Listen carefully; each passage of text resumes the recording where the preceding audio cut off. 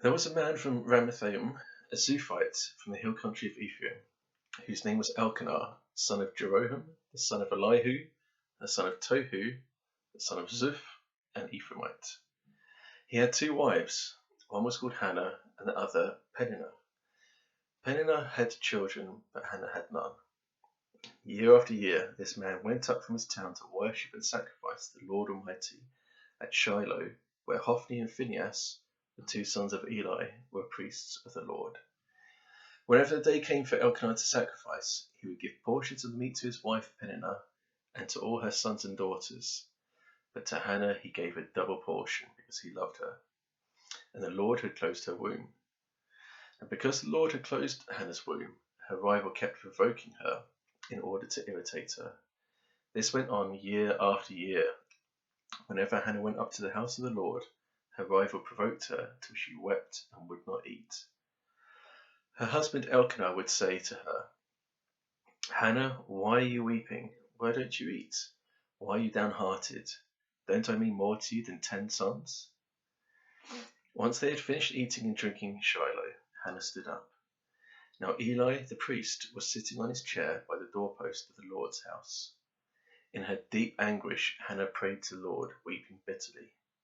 And she made a vow, saying, "Lord Almighty, if you will only look on your servant's misery and remember me, and not forget your servant but give her a son, then I will give him to the Lord for all the days of his life, and no razor will ever be used on his head."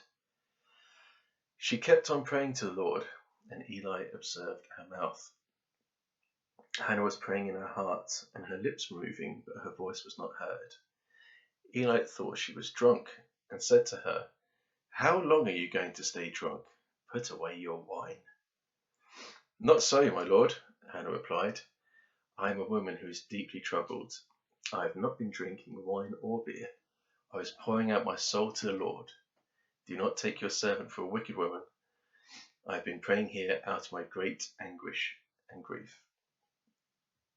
Eli answered, "Go in peace, and may the God of Israel grant you what you have asked of him."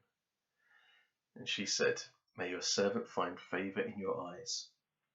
Then she went her way and ate something, and her face was no longer downcast. Early in the morning they arose and worshipped before the Lord, and then they went back to their home at Ramah.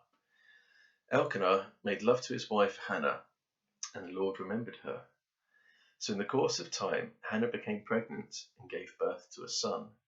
She named him Samuel, saying, "Because I asked the Lord for him."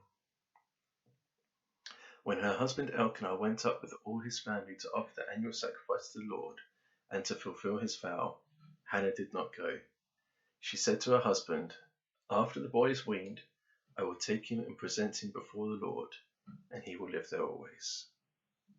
This is the word of the Lord. Praise be to God.